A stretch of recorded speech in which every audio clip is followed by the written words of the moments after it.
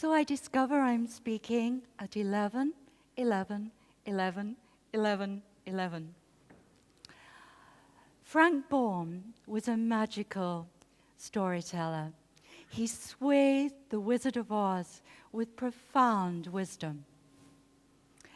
The story essentially works on many, many levels. Of course, it's a children's story. On another level, it's a story of a woman, young Dorothy, who discovers the treasures in her own backyard. She discovers the present of presence, rooted and grounded with love beneath her feet. On another level, it's a lexicon of psychological and spiritual insights. The story describes our fears, our anxieties, our nervousness, as we say in Malta. It describes a sense of failure or a sense of lack. But often, as a story unfolds, that sense of lack is a perception. The absences that the characters describe throughout their journey are truly perceptions, and the story, as it unfolds, describes to those characters, as the film provides evidence, those treasures were always there within their deepest selves, simply waiting to be discovered. Dorothy is struck by a tornado. She bangs her head and falls into a deep, dreamlike sleep. She awakes and discovers herself in a magical land, the land of Oz. And of course, having landed in this magical land, far, far away from Aunt Em and Uncle Ted and the farmhands, who are her greatest and dearest friends, she longs now to go home. Dorothy has wished to be far, far over a rainbow, way up high, because she felt misunderstood. She felt she was not being heard. She felt no one was listening to her. What's very interesting from my perspective, I'm a hypnotherapist, I'm a great listener, and I listen. And of course, real listening gives, again, the present of presence to people. So healing occurs. Remember the doctors of old. They listened, and healing happened in a heartbeat. In contemporary society today, people are driven to express themselves faster than and stronger than the coffee they have in the morning. And yet, as people are driven to express themselves and to be heard, so often those people they wish to listen to them are too tired to listen. Or they're having another dialogue and not really given the person they're speaking to the real present of presence. So Dorothy, if you like, has had a mad egg and decided she's off somewhere else, and she meets Glinda, the good fairy of the north. Glinda tells her that if she wishes to go home, she must take a journey to meet with a wonderful wizard in the Emerald City. And there, this omnipotent, mysterious person will give her ideas and suggestions and guide her to go home. On the way, she meets a team of companions. She meets a scarecrow who believes he lacks a brain, who believes he lacks intelligence. And indeed, that scarecrow lacking intelligence is like so many of the people I meet in my work. Imagine women who hide their cleverness because they don't want to be bullied at school. Or remember the kid at school who was always told every day by the teacher, "You're thick, you're stupid, you'll never achieve anything in your life," and goes on to be a major contributor in the world. However, that person may go through their adult life not owning their success. I meet people like that in my work every day, and it's awesome, jaw-dropping, to hear what they achieve, but they still hold within them a life sentence that holds them in a prison of their past. So Scarecrow, who's so excited by Dorothy's vision of this amazing and omnipotent person, decides to join her, and they continue along the yellow brick road. And then they meet a Tin Man. Tin Man describes to them he longs to have a heart. He longs to emote. He longs to feel. He longs to feel the passion.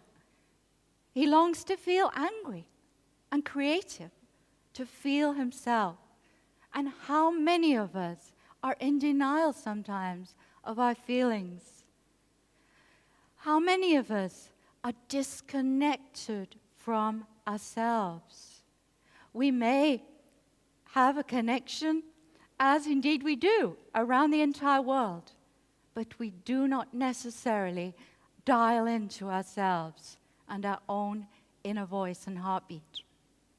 Again, the Tin Man is excited to join them. They continue this spiritual journey down the yellow brick road, and they meet a lion. "Boo!" said Dorothy, and the lion jumps back. The lion is lacking courage and longs to be the king of the forest, to shine, to be the lion's true colors. How many of you, how many of us lack courage at times? How many of us lack a sense of bravery? For sure, we may have bravado. You may know a swashbuckling CEO who cannot give a presentation and will happily delegate. Or the person around your boardroom table who is unable to introduce themselves and will be absent on the same day every month. Lion joins them, and they advance towards the Emerald City. What's interesting already, the very qualities that they are desirous of receiving from this wonderful wizard are already emerging within themselves. Dorothy, she falls asleep in a field of poppies, and Scarecrow, his intelligence sparks into mind. "This is a trick, this is," says Scarecrow. "It's the Wicked Witch of the West." Already, the treasures within Scarecrow, his intelligence, his ability to analyze the situation, are sparking within his conscious mind. But Scarecrow continues to think he lacks intelligence. Glinda arrives, and she saves the situation with Snow.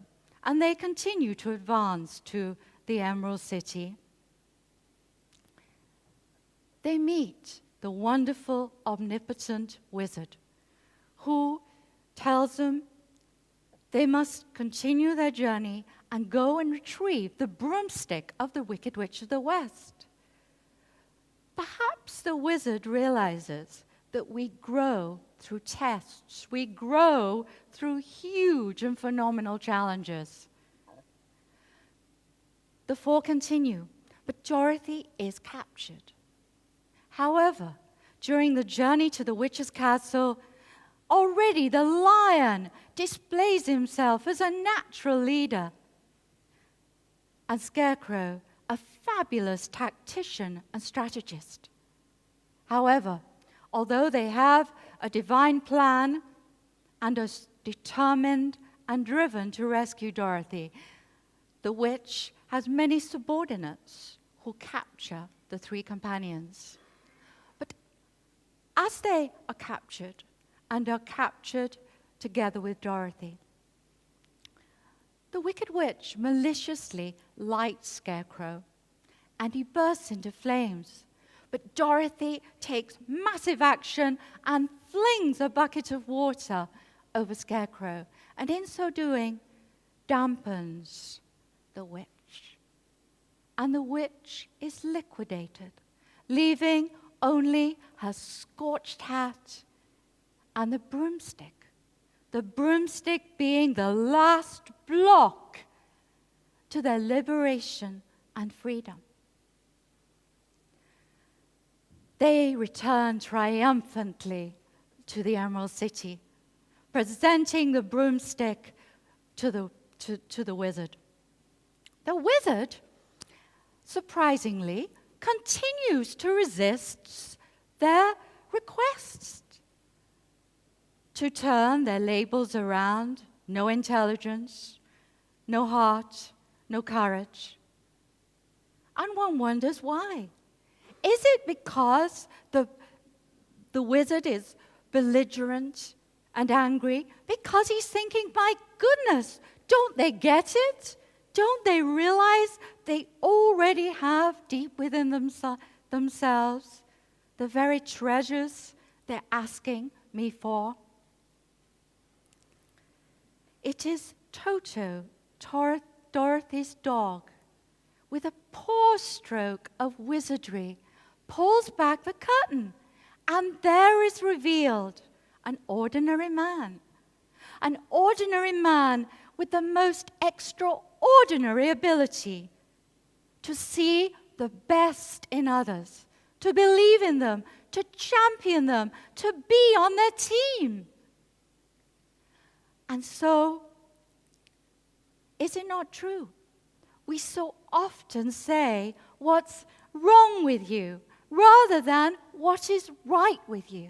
We so often begin from a place of lack rather than abundance, acknowledging the treasures, the gifts, the qualities that are resident within each and all of you.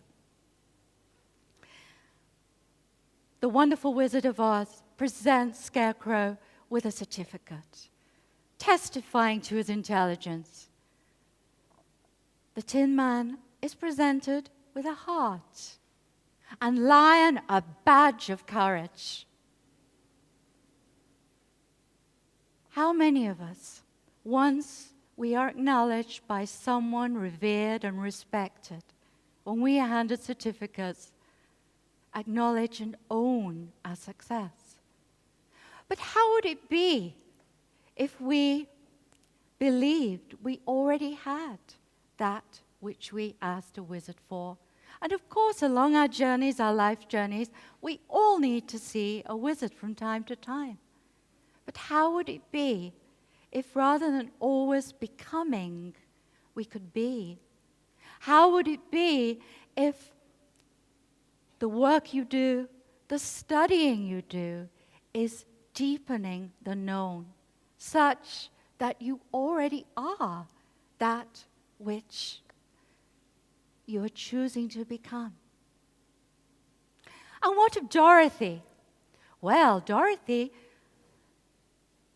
the good witch of the north, she tells her, you've always had the possibility to go back to Kansas.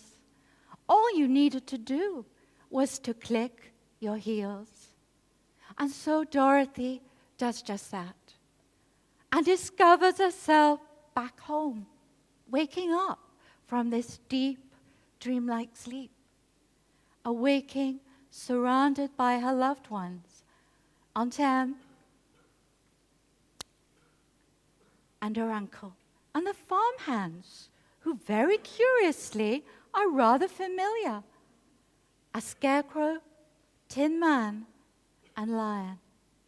And Dorothy realizes that if she ever goes looking for her heart's desire, she knows she need never go looking further than her own backyard. Because if it isn't there, she never really lost it in the first place. Dorothy realizes everything was beneath her feet, whole, transformed, and celebrating herself. Thank you.